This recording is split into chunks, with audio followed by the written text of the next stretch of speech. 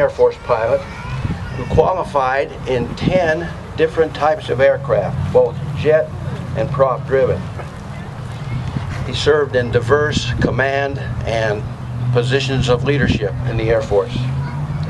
He was a squadron commander. He also played a key role in developing Air Force policy as a member of the Strategic Air Command Policy and Advisory Council. A Vietnam veteran, General Hafen has received numerous prestigious military awards, including the Distinguished Service Medal. We're honored to have him here today, so please join me in welcoming our keynote speaker, Major General John M. Hafen.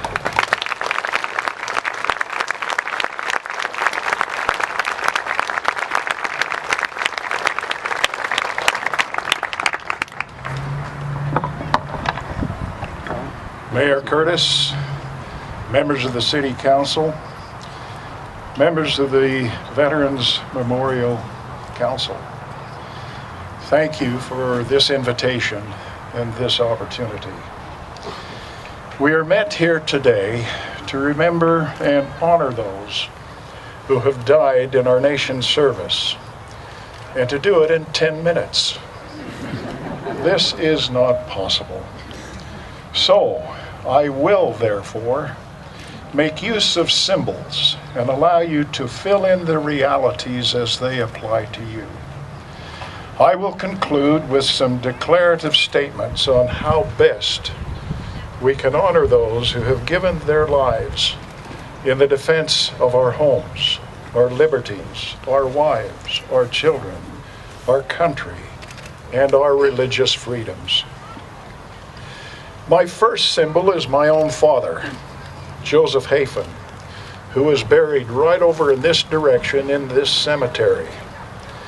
Although he did not die and when he served in World War I will use him as a symbol of those who did, and in all wars from the U.S. Civil War through World War I. My father was a lineman who strung communication wires that enabled commanders to talk to their men and to other commanders. He fought in the Battle of the Argonne.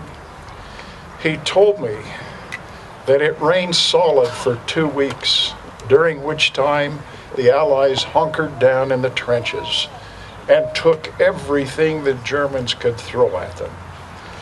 He said that the German 18-inch artillery shells coming in sounded like a steam engine crashing through 1-inch boards.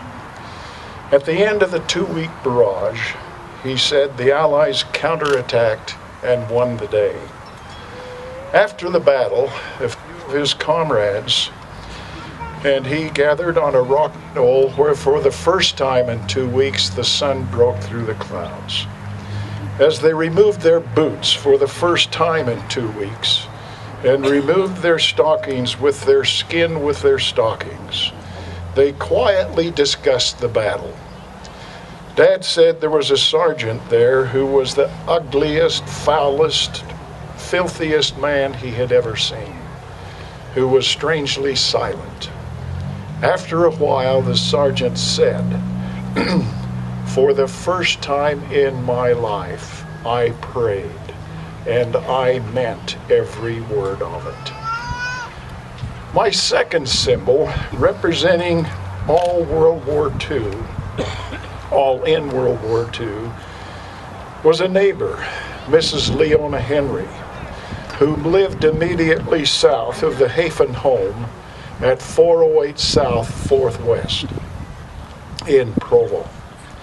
One day during World War II, us kids were playing on the south side of our house in an area between Mrs. Henry's home and ours, when my mom came out and asked us to play on the north side of the house.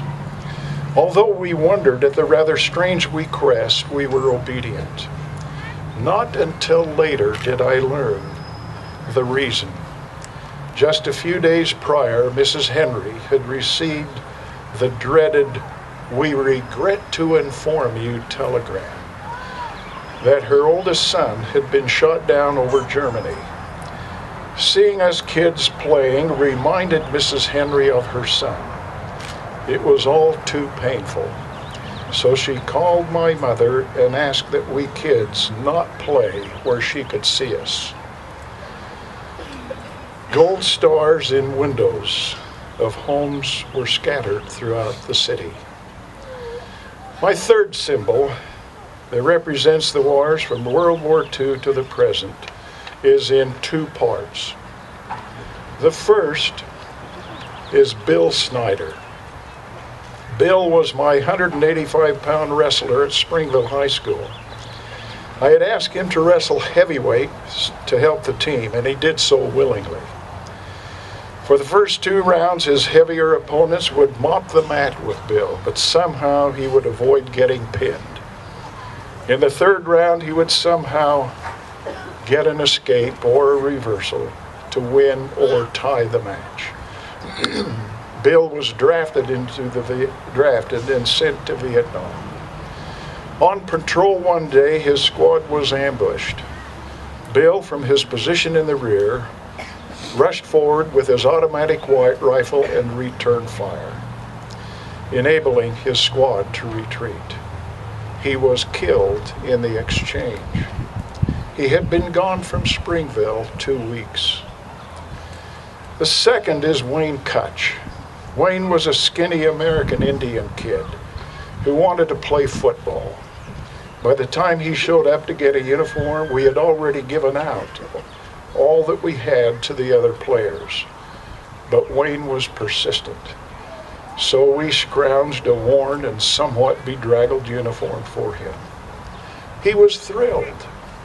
What a sight. 2 skinny brown legs sticking out of pants too big.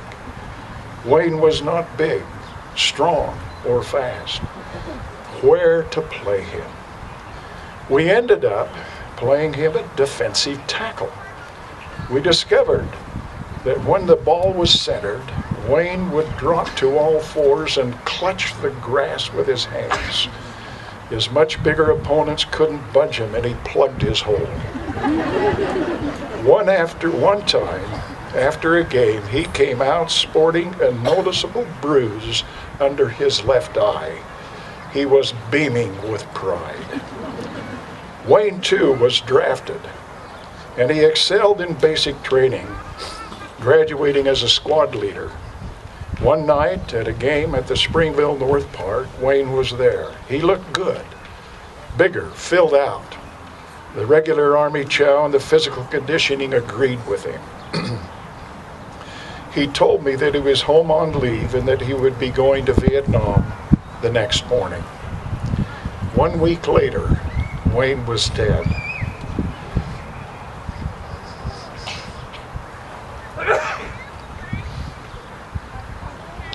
How can we adequately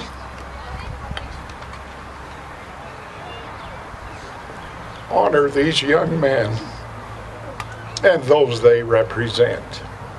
Again, time does not enable adequacy. So I will conclude with a few declaratives that hopefully will suggest the best way to honor our heroes who have paid the ultimate sacrifice, and to those who have been wounded, and to those who have and are currently serving.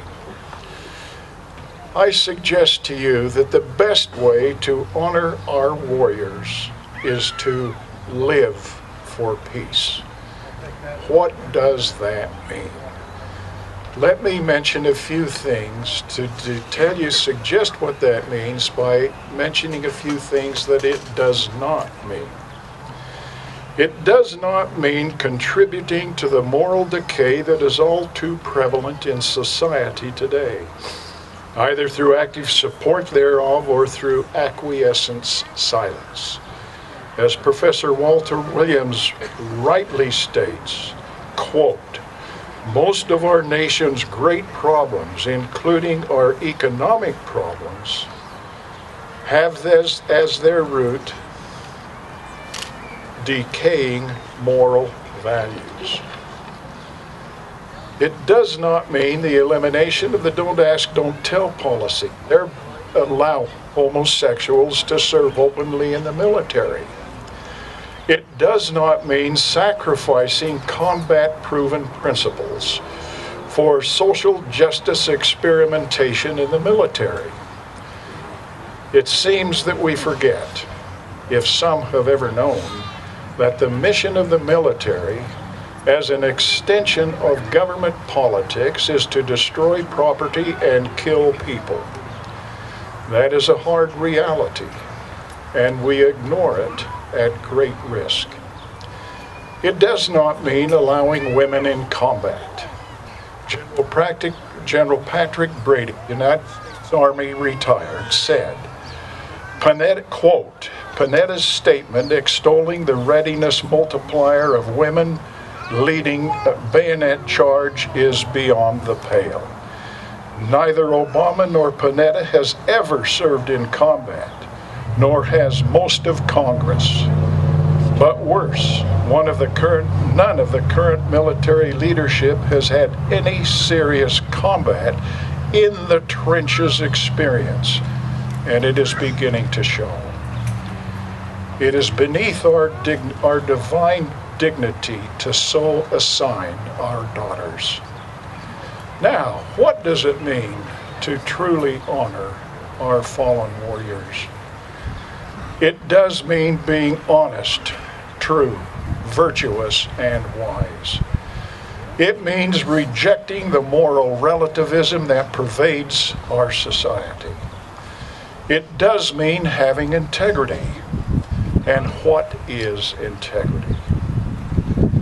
As General Lee Butler, the last SINCSAC said, quote, be true in all things, great and small.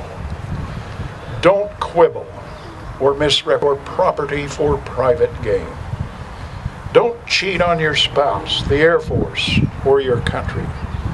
And guard integrity as your most priceless possession. The honor code I have arrived at for my own purpose after 24 years, he says, is simply this: always do and say the right thing. Very simple. Just always do and say the right thing. It's amazing how pleasant and straightforward life becomes if you follow that elementary rule. It does mean honoring the creed of our service academies. Quote, we do not lie, cheat, nor steal, nor do we tolerate those who do. Close quote. It does mean living within our means, both individually and as a nation. It does mean maintaining, that is manning, equipping, and training a military capable of any threat to our great free land of America, sequestration to the contrary notwithstanding. It does mean honoring the Constitution, both in spirit and provision, in all government actions.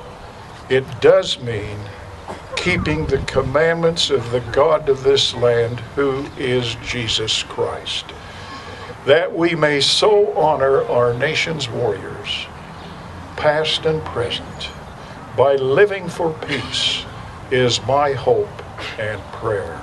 Thank you.